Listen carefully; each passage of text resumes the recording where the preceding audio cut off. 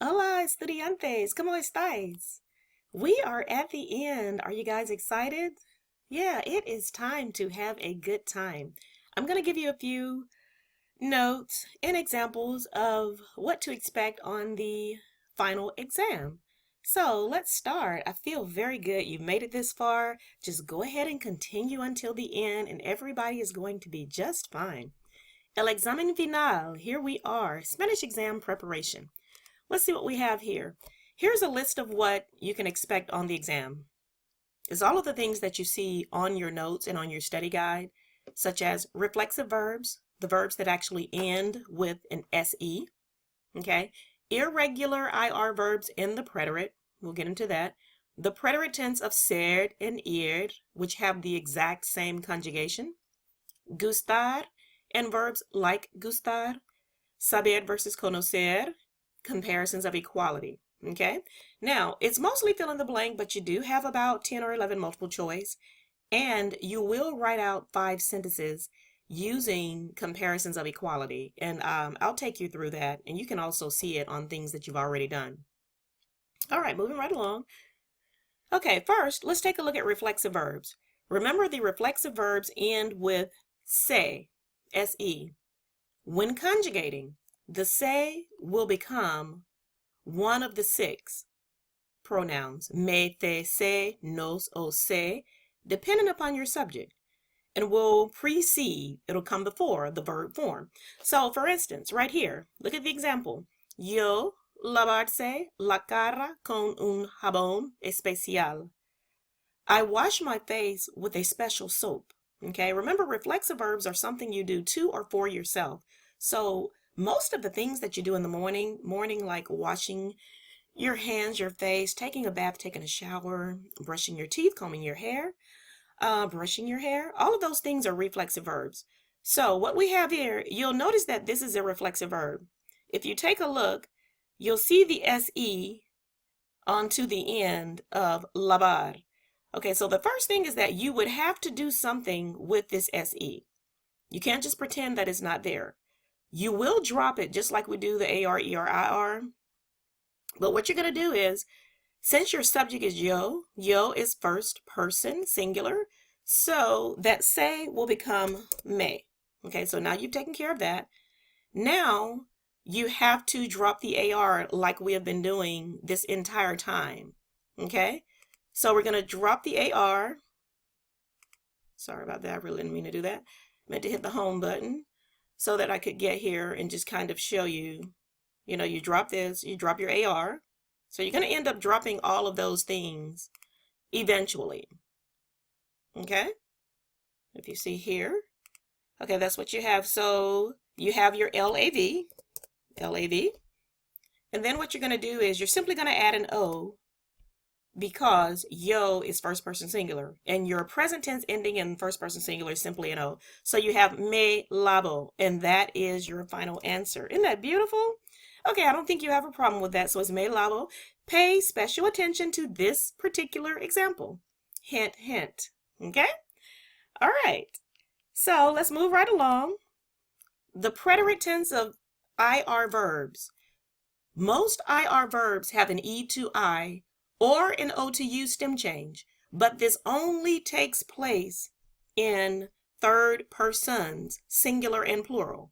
Okay, so I put here your preterite tense endings because they differ from the present tense. Iste, io, imos, istes, iero. Okay, so let's take a look at the first one. If it's not third person, you don't have to worry about anything.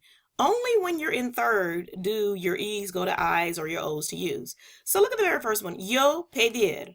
Now we know that the first thing we're going to do is simply drop the IR. If we do that, we're left with PED. Here again, yo is first person singular. So if you look up top right here, your ending in first person singular is simply an accented I. Okay, so that's what you'll have, pedir. Okay, with the actual accent over the I. I'm on a different computer, so I can't get the accent there, but you'll be able to do it with just the alt or however. Okay, you'll see these. Pay attention to that particular one example also. Hint, hint. Okay, look at the next one. Marco y Melanie servir. Okay, notice Marco and Melanie, That's just like saying they. Okay, they is third person plural. So in this case, you're in one of the third persons. So what's going to happen? This E within the stem is going to turn to an I. So you're going to have SIRV. Then you simply add your third person plural ending. If you look up here, it is IERON. Okay, so they served. They served. Okay, so just pay attention to that, and I think you'll be able to get those right. Some of those are multiple choice, but you do have a few that you may have to write out. The verb gustar and verbs like gustar, like encantar, interesar, they simply don't conjugate like regular verbs. So I do not want to see gusto, gustas, gustas, gustamos. No, no, no, no. You only have two conjugations, gusta or gustan. And they're preceded by those indirect object pronouns. Don't let that scare you. Me, te, le, nos, os, les. That depends on whether I like it or you like it or they like it. Because you only have gusta or gustan. If what comes after the blank is singular, you're simply going to put gusta because that's the singular verb form. If what comes after the blank is plural, like in my second example, you're going to use gustan. Okay? All right, so let's take a look at the first one. Martin likes the song. He likes the song. Okay, so to Martin, the song is pleasing to him. Okay, Martin is third person singular. So the third person singular pronoun for gustar would be le.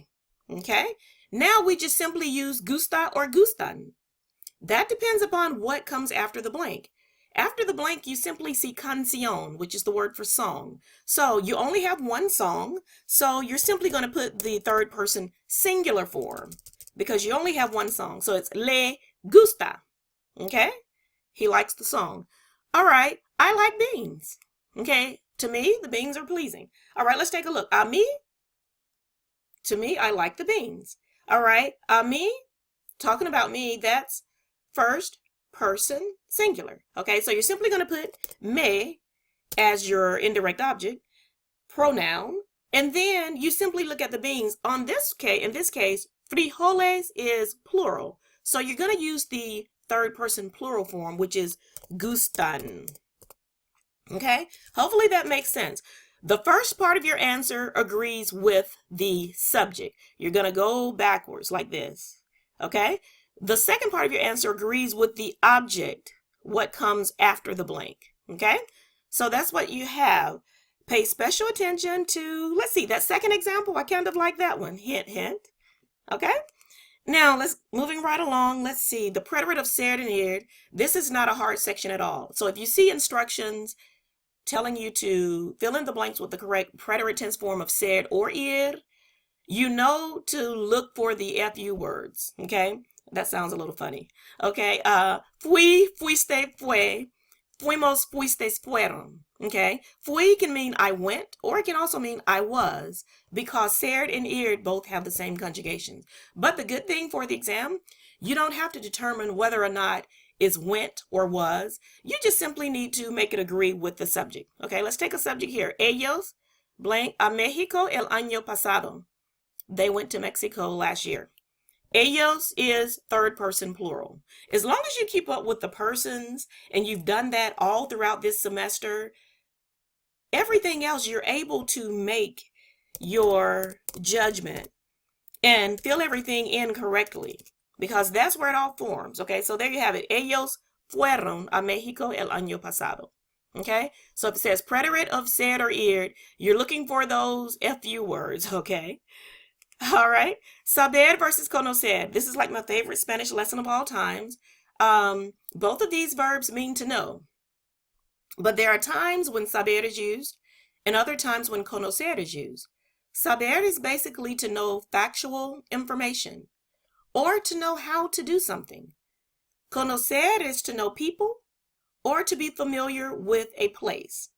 It can mean to know people or to be familiar with a place or even familiar with something. But mostly places, okay? So that's basically what you have. Now, if you go back to your notes, you'll see your conjugation. Se, sabe, sabe. Sabemos, sabes, saben. Okay? And you also have conocer, We went back to the present tense on these because these are very irregular in the preterite. And you normally don't get to that lesson unless you take a 102 class. Conozco. The only ones that are different are the first persons. Se, S with an accented E, and conozco. C-O-N-O-Z-C-O. Everything else is just regular. Conoces, conoce, conocemos, conoces, conocen. Now, let's take a look at my examples. Brian no blank Francia. What I would do is look at the end of the sentence after the blank to see what's going on. Okay, Francia, that's the word for France. Okay? Now, you also have a word like francés. Okay, that's the actual language. Okay, but the one that is capitalized, that's the actual country. So this is speaking, Brian is not familiar with France. Okay, so first of all, are we going to use saber or conocer? In this case, we're going to use conocer because we're speaking of being familiar with the place. Brian is third person singular, so we're simply going to put C-O-N-O-C-E. He's not familiar with France. Let's take a look at the second one. Nosotros blank la fecha de la fiesta. We know fecha, we know the date of the party. Where if you're speaking of the date of a party, that's talking about factual information. So in this case, it would be saber. Nosotros is first person plural, so you're going to use sabemos. Isn't that beautiful? All right, beautiful lesson. Now, pay very close attention to both of those examples. Both of them are valuable. All right, hint, hint. Okay, moving right along, let's see, what else do we have here? Almost toward the end, comparisons of equality. Okay, this is when you're saying that something is as much as this. Okay, we're going to compare like nouns and adjectives. Okay, to compare nouns, it's simply tanto, tanta, tantos, tantas, dot, dot, dot, dot, como. If you're speaking of comparing an adjective, it's simply tan como. The formula is going to go around the third word. Okay, so you're going to see it like this on your screen. This is where I'm going to ask you to form a sentence. Okay, the first part of it, you're just going to do what you've been doing all semester. Your subject-verb agreement, subject, verb. The third word is what you're comparing. So the formula will go around the third word. Some of the words are nouns, some are adjectives. A good way to know which is if you see the verb ser in the second bracket, you know that you're comparing an adjective. If not, you're comparing a noun. So let's take a look at that first one. Nosotros beber bebidas vosotros. We drink as many beverages as y'all do. Okay, so let's take nosotros. You're simply going to bring that down. Now you just take your verb and make it agree with the subject. You can use the present or the past. I think it's probably easier to just use the present tense. Nosotros bebemos. Now, as I stated, your formula goes around the third bracket. So, what we're speaking of is bebidas. So, would you choose tanto, tanta, tantos, or tantas? I would choose tantas. Let's get my little cursor back down here. Sorry. T-A-N-T-A-S. Because it agrees with bebidas. They have to agree in number and in gender. So there you have the AS. Now, what automatically comes next is como, and then you've got your vosotros. Isn't that beautiful? We drink as many beverages as you all do. Okay, let's look at the next one. The flowers are as red as the others. Okay, so let's take a look. Las flores, you're going to bring that down. Okay, remember the verb ser conjugates soy eres es, somos soy son. So you've got the flowers are. This one, you're comparing an adjective. You see the verb ser. So your formula is simply tan. Now you're going to change that rojo to rojas to agree with las flores. Okay, subject verb agreement. What automatically comes next is como, las, otras. Okay, and there you have it. You've created a whole sentence. Now, that's what you have. You've done it. Yay! Pay very close attention to both of these sentences. Hint, hint. All right, now that's what you have. So that's your whole exam. Multiple choice, fill in the blank, writing out maybe 5 of these comparison of equality sentences. Buena suerte a todos. Keep calm. Good luck. You are going to be just fine. Thank you guys so very much. I have enjoyed having you in class. It has been a pleasure. Thank you. And it's been wonderful having you. Thank you guys.